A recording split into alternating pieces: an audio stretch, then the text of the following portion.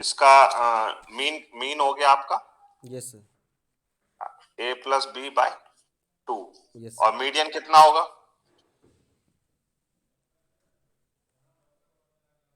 Median कितना होगा? Sir median, sir median भी सर नहीं निकाला, वेरिएंस से निकाला है। अरे बेटा तो तुम अकल तो मैंने लगाओ। 1/n से निकाला था तो मीन दूसरा आ रहा था। हाँ वो तो n/2 आ जाएगा फिर। n/2 आ रहा होगा ना बेटा? n+1। n+1 n+2/6। हाँ n 6 6 नहीं आएगा बेटा।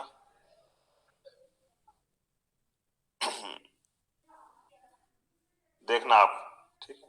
और मीडियन भी क्या होगा, क्योंकि डिस्ट्रीब्यूशन क्या है, सिमेट्रिकल है। Yes sir. डिस्ट्रीब्यूशन सिमेट्रिकल है तो क्या हो जाएगा, मीन और मीडियन। सेम हो जाए मीन और मीडियन बोलो सर। सेम होते हैं। Yes sir. और मोड कितना होगा? सर वो भी सर यही होगा। मोड भी मोड सेम होगा। मोड सेम नहीं होगा, मोड एग्जिस्ट नहीं करता है यहाँ पर, not exist. Mode exist sir क्यों नहीं लेकिन करता है, क्योंकि रेक्टेंगुलर डिस्ट्रीब्यूशन होता है ये। डिस्ट्रीब्यूशन क्या होता है, रेक्टेंगुलर होता है। मोड क्या है, at point where the frequency is maximum. यहाँ पर सभी पॉइंट पर फ्रीक्वेंसी कितनी है, सेम रहेगी, तो आपका मोड एग्जिस्ट करेगा? नहीं सर। No sir. तो यूनिफॉर्म डिस्ट्रीब्यूशन में मोड एग्जिस्ट नहीं करता है बेटा। वेरिएंस कितना आया आपका?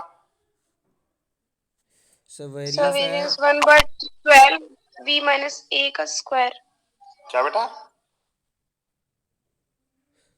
सर सर 1/12 b-a का स्क्वायर। नहीं। सर मेरा है sir n² -1/12।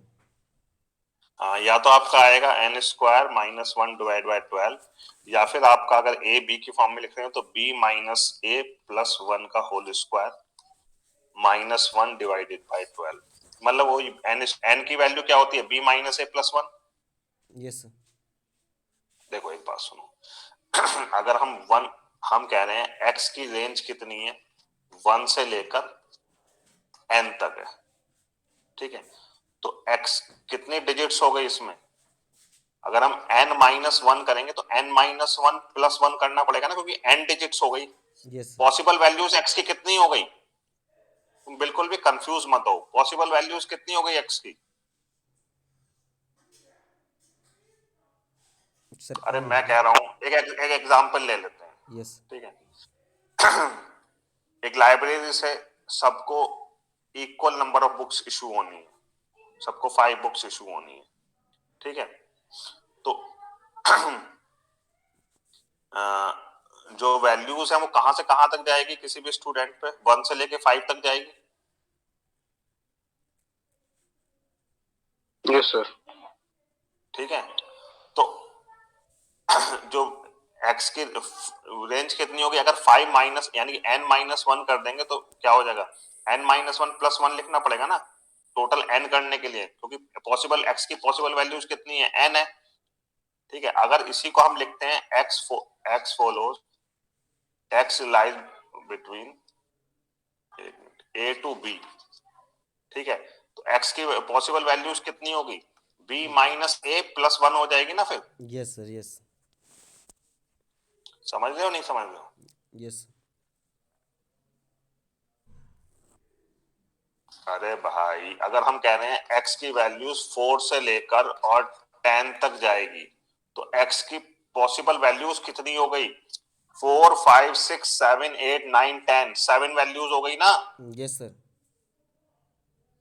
Yes sir. Yes sir. तो 7 कैसे निकलेगा, 10-4+1 से निकलेगा कि नहीं निकलेगा? Yes sir. Yes sir.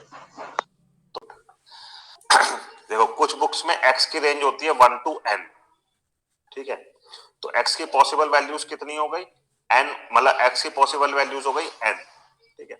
कुछ बुक्स में रेंज होती है, तो इसमें हमने क्या किया, अपर लिमिट में से अगर लोअर लिमिट घटाएंगे रेंज निकालने के लिए तो n-1 आ जाएगा।